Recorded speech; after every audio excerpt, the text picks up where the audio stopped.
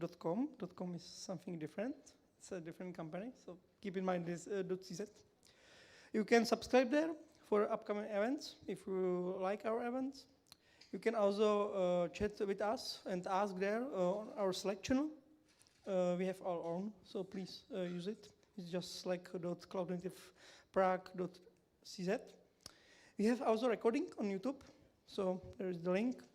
And if you wanted to help us with organizing these events, if you wanted to speak at the events, or if you just wanted to host these events, so there is the link from the Google form, like involvement cloudnativeprague.cz, where you can fill up and you can reach us with there. Or you can just grab me the message on the LinkedIn, Slack, or stuff like that. So I wanted to also show that we have some partnerships with another communities, like the Cloud Native Computing Foundation Bratislava. It's events like this, but just in the Bratislava. We are also organizing the KCD. This year it was in Bratislava, but the next year will be in Prague. We will probably announce it on January, but we will see it. There's also a Golang community, Python community, and also some DevOps stuff. So if you don't know it, so you can just find it. We have also WebGlobe as our sponsor. They just give us the website, and that's it. I'd like to also thank Uplifting, because they provide us the space and the amazing food today. So just please give some applause for them.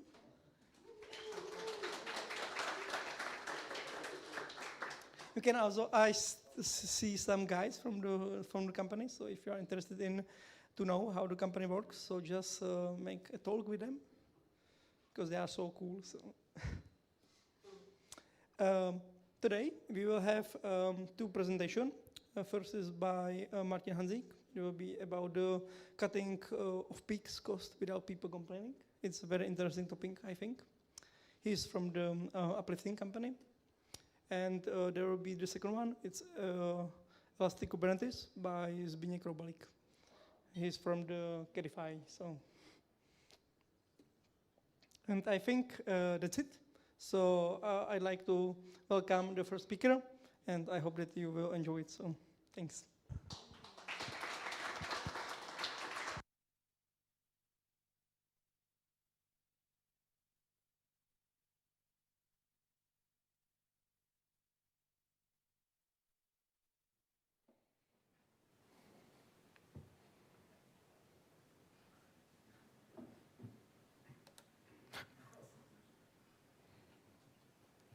Raz, dva, tři. Dobrý.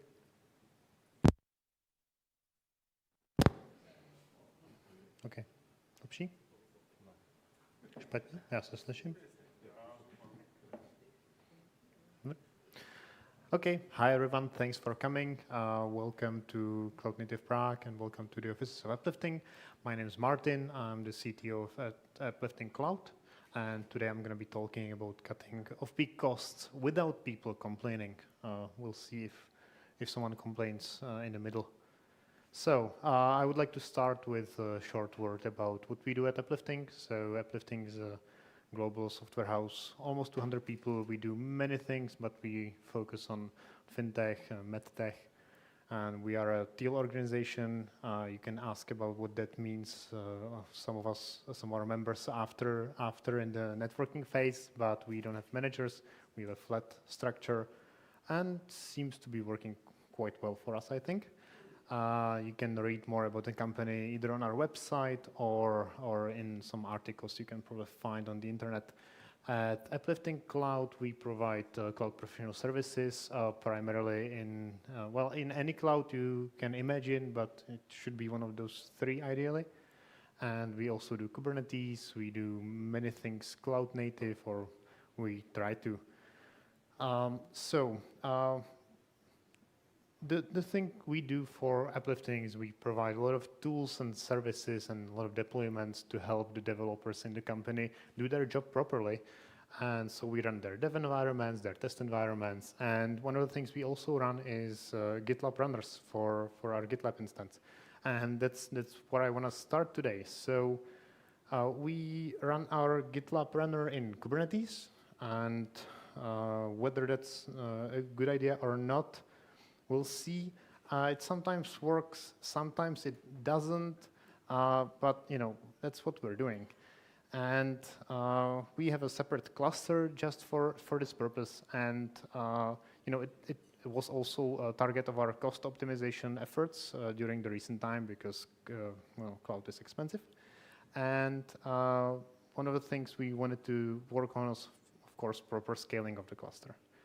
And because the usage is not constant, we have a lot of jobs during the day, some jobs during the weekend, but not a lot of jobs during the night. The usage of the cluster basically goes down to 0, and that's something that should be taken into consideration. We run a separate node pool for the jobs, but we keep a few nodes on hand all the time in order to cut down the job startup times, because otherwise I think a lot of the developers and testers would be waiting very long times for their jobs to start.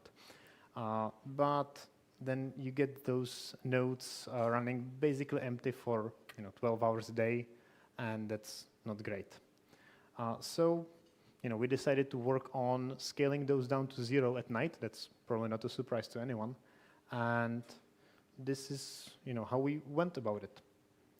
And I don't really want to talk about the tools or the exact way we did it, but that's necessary. But I really want to talk about the way we chose to do it, because that really matters. You can approach these things from different sides, different perspectives, and I think that matters. And it's important that you identify the learning opportunities you have in these things that you're going to be doing, because every learning opportunity is good and should be used to the fullest of its potential. So there's a lot of solutions to scale down things. Primarily, you're going to find solutions to scale down pods or deployments, and that's not really what we wanted. But you have kubegreen, you have kube downscaler, you can use KEDA, and we'll probably see some KEDA usage in the next talk. And you can then do many other things. You can do custom metrics, horizontal autoscalers.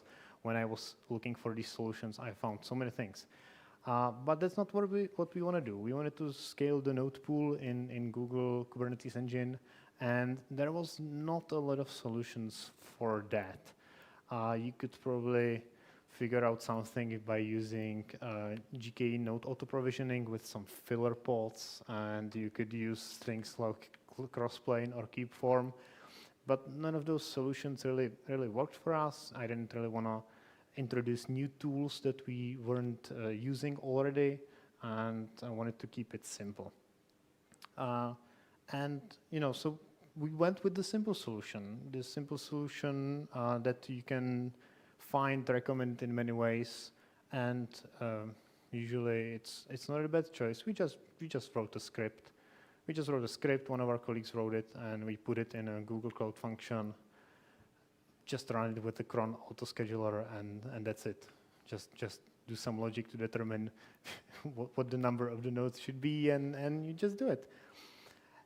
And this works. There's no maintenance. It's like 60 lines of code with the boilerplate. You could probably take that down a bit, and it does the job. And that was the first learning opportunity right there, because this task is simple enough that you can take someone who maybe doesn't have programming experience, and they can learn something new while doing it, because it's important to find the people who want to improve their skills and let them do this in as natural as an environment as you can provide them, and try to let them do it on their own, because that way they can learn something new, and then they can use this new skill in programming in their next projects or their next client, and be able to provide more creative and tailored solutions for the job. Sometimes you have tools that need some customization, or there's some limitations, and you can use simple automations like these to bridge the gap. And learning enough of a programming language to build something like this is really not hard. But what's wrong with this solution? there's things we could talk about, like putting together too many of things like this might make your environment unusable or unmaintainable, but that's not the point here. It was not flexible enough for us. It runs in a Google Cloud Function. That's something you can work with. You can move it somewhere else. You can put it into Docker, and Google Cloud, the functions framework that Google Cloud Functions recommend is really easy to migrate anywhere else. But that's not the other problem. The thing is that this solution only supports GKE node pools. That's the only thing it can do, and that's why it was written. But we need to support other things. We need to support other clouds. We need to support scaling anything, deployments, pods, whatever. We should be able, if we want to have a single solution, then we should be able to scale anything that's necessary to be scaled. And that's definitely the problem. We'll come back to this problem because there's a third, more pressing issue for us. Uplifting is a global company. We have people around the world, although most of them are here in Prague. You often have people who go for longer periods of time in foreign countries. And in Uplifting, you can work anywhere you want, anytime you want, as long as you make sure that your job is done and it's finished well.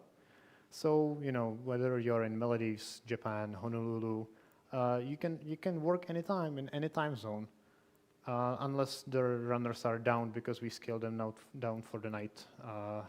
And it's the day for you and it's the night here and you're screwed. So, that's not great. We needed some solution for this. So we wanted to still scale down things, but not have people complain that the runners are down because they're in Japan. And how do we do this? If the runners were just for us, for our cloud division, for our cloud engineers, I can imagine a solution when someone just goes into Terraform or goes into the Google Cloud Console, scales it up if they need to, because how often does it happen? But the runners are not just for us. The runners are for people who don't even know that there's Kubernetes behind the runners. They don't care about node pools. They just want to do their job, and the tool we are providing is not working. And so we came up with a second version of the solution. Just add some interface on top of it so that people can go in and re-enable the runner if they need to. For some chosen period of time, they can select. And this is the second learning opportunity we found, because that's no longer just a simple script that you put in a cloud function somewhere. This is something that's a bit more involved, and this seemed like a good idea. So we took a few people who are interested in further developing their programming skills and talked them through it, because only about 3 of us in Uplifting Cloud have really programming backgrounds. The other people come from various backgrounds, but they're not programmers by trade. So designing a solution like this that's flexible and complete is not something they know. So I tried to help them, talk them through it, help them design it, help them split it into components and put in some data store. And while we were at it, I tried to teach them some best practices, code structure, and some patterns in order to allow them to work together in a more effective manner and just make their lives easier. And this is something that's currently in progress. These are just mock screens, but people are working on it, and I'm hoping we'll get to finishing the solution very soon and try to implement it in Uplifting. And so this solved the time zone issue. It still didn't solve the flexibility. This is still just working with GKE node pools. And I also wanted to learn something new, because everybody else was learning around me, and I wanted to learn something that I never did. And even though I know this meetup is not really about Kubernetes operators, yeah, that's what I did. I just made an operator. It seemed like a good idea. Seemed like something interesting to learn. A good choice for this. I tried to design it in a way that it doesn't really need to be an operator. It can be anything you want. You can move it out of Kubernetes and still use it. And we'll see how that's gonna go. So, what did I do? I have a prototype of it. How does it work? You start by defining a target. This is the resource you're going to be talking about. It can be a Kubernetes reference to a deployment, stateful set, anything you need. or if the thing you're scaling is outside of Kubernetes, it can be a node pool reference. You can add, or I'm going to add support to the main things in the main cloud providers, but this can be extended to scaling any target you want. And when you have the target, you can then create a schedule, and the schedule is going to define your timetable. Also define some parameters that you're going to be working with. So the replicas would be probably the basic thing that you're going to be working with, but you can define any parameters you want in any combination, and then you define the timetable. I didn't really find a good way to do this. I tried, doing some expression stuff or some form of this, and nothing really felt good. So I'll need to be working on this some more. Maybe put some cron expressions in there. Nothing really worked, but I'll find something.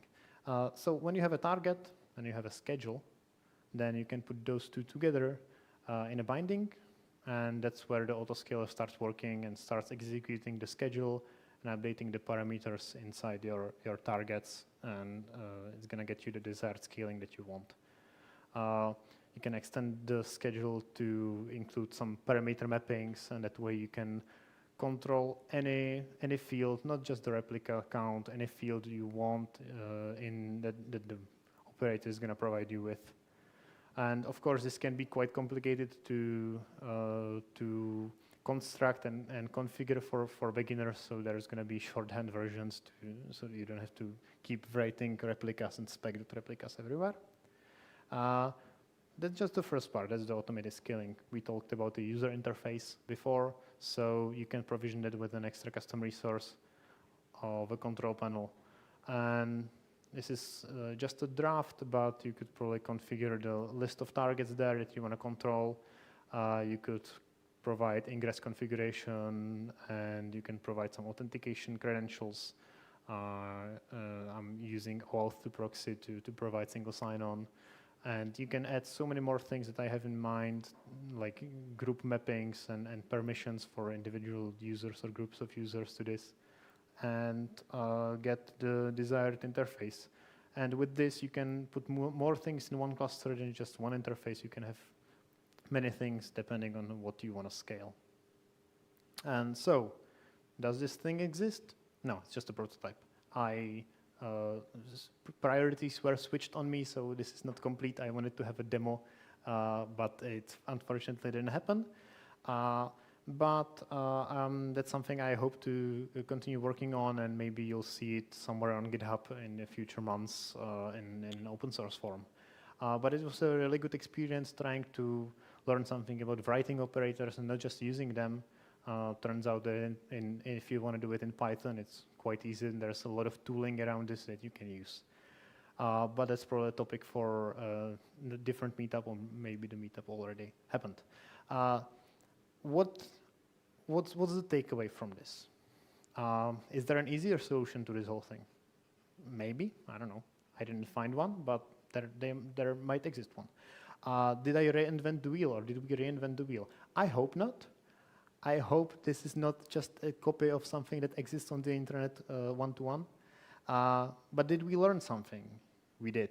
There's multiple people involved in this that learned something new.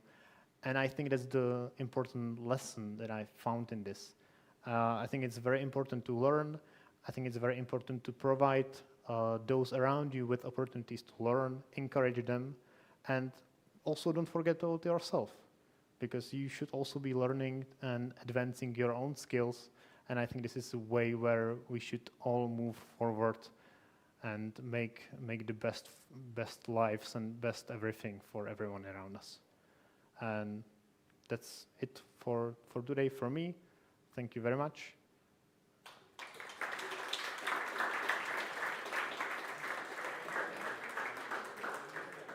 Now we can go to questions if there are any questions either here or on the stream. So do we have any questions here in the room? We have a microphone. No.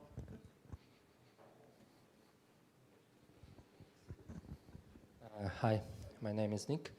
I think it's not so important question, but did you analyze your workers around the world? Because I can imagine the situation that some people work in Japan, some people work in New Zealand, whatever.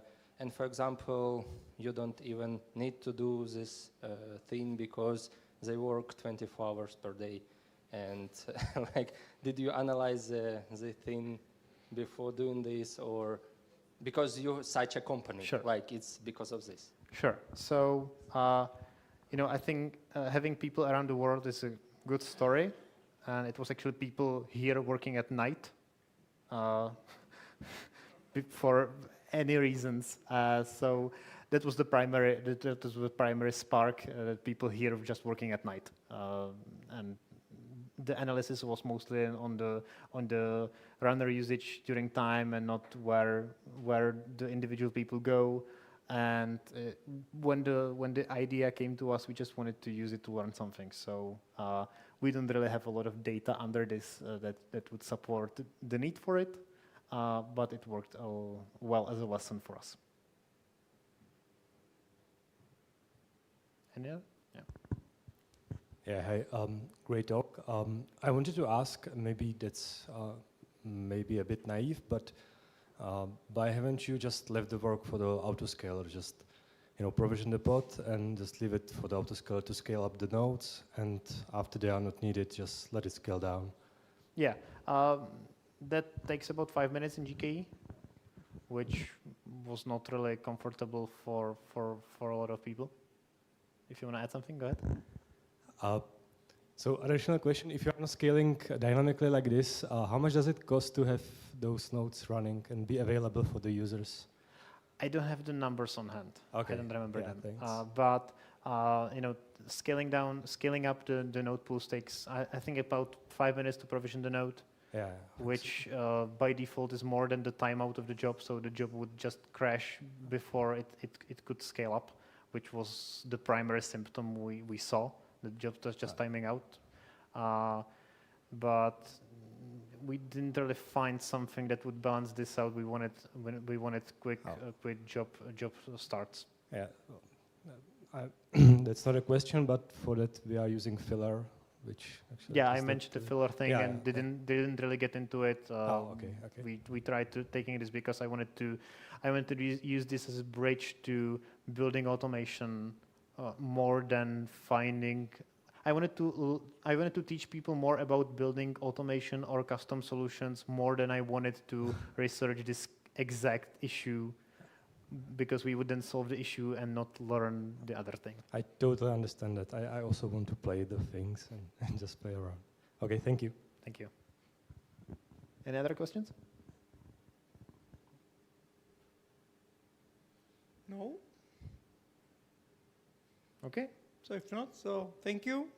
Thank you for coming here, and have a nice evening.